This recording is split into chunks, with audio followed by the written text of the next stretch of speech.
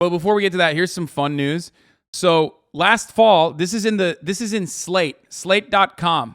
A Slate.com business article talked about what it took to form Chipotle's first union, two mad online leftists, the Starbucks worker playbook, and an accordion. Last fall, Attilio Dorolaski took a break from his shift at a Chipotle Mexican grill in Lansing, Michigan, and began thumbing through his copy of Mark Fisher's Ghost of My Life. When his coworker Harper McNamara came along and spotted the book, he pointed to it and asked, "Do you also know Hasan Piker? Do you know Noam Chomsky?" Dorolaski told me, "It was the closest you could get to a leftist dog whistle." Ah! The two burrito slingers quickly bonded over politics. Dorolaski, 23, had co-founded the Young Democratic Socialists of America chapter at Alma College in 2019, while McNamara, a 19-year-old guitarist who started at the Chipotle after graduating from a nearby Grand Ledge High School last spring, had been managing editor of a school paper, representative article, Interview with a Marxist.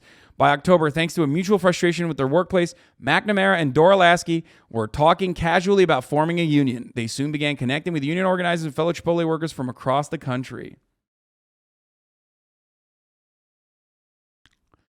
Dorolaski and McNamara paid keen attention to these cases, reading articles by Jacobin writer Alex Press, in which Chipotle staffers in other locations describe being exposed to biting rats and working with insufficient COVID and food safety protections.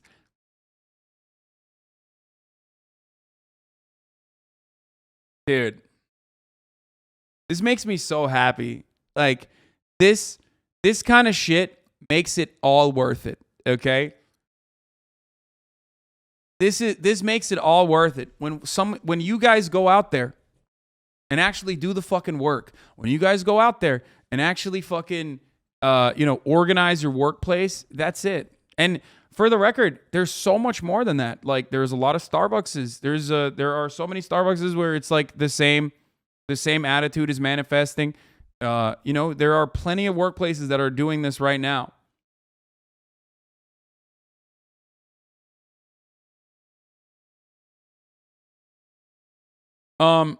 And working with institutions for COVID and food safety protections when it came to their own location. The biggest issues were underscheduling, not being given enough hours, pay, specifically a lack of opportunity for raises, paltry benefits. The first job perk typically advertised as free Chipotle, along with flexible scheduling and harried working conditions. McNamara made slightly above Michigan's minimum salary when he started out, and he and his colleagues only saw wage increases when Chipotle boosted its own national minimum to 11 following protests in New York. The currently advertised minimum at the Lansing Chipotle is $13.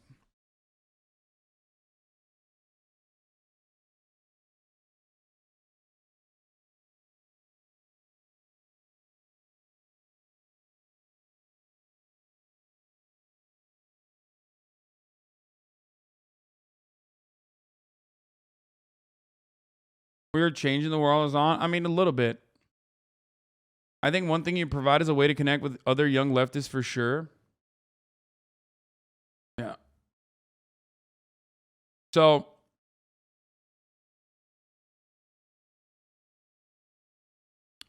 that's the reason why, like, whenever people pop off on me on the internet, I don't give a fuck, okay?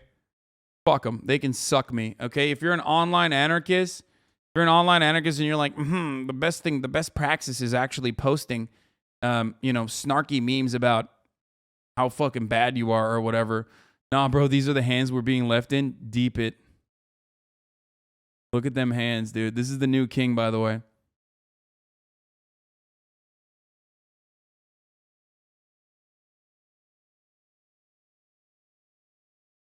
It's also like not an ugly, pasty white guy telling you to read theory. Not that reading theory is bad, but DSA happy hours can only get us so far. Yeah. I'm a high school teacher and I've had students bring you up in class. They don't know I'm a 23-month sub. Yeah, don't give the game away.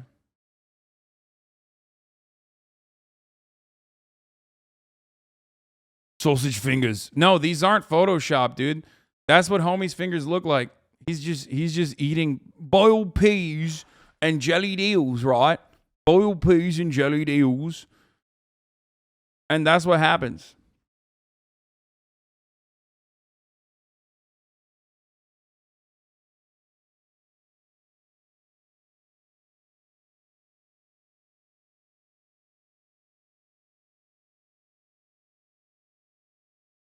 I did see Neo Myth, yes.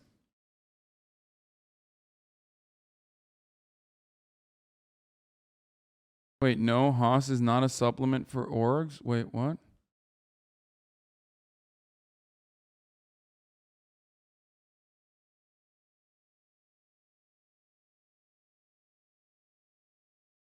What does that mean?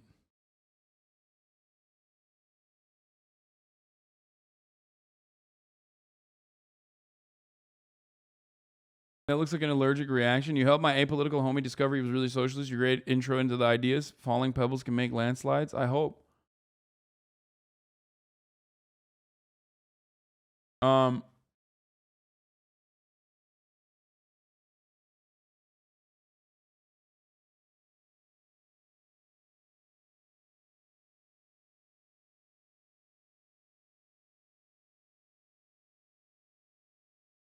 Clubbed fingers is a sign of heart failure. Yeah, I don't know what happens in that situation. Like, how do you take that ring off, dude? Do you just like, do you have to cut it out? Like, how the fuck? Those things, that shit's not coming off.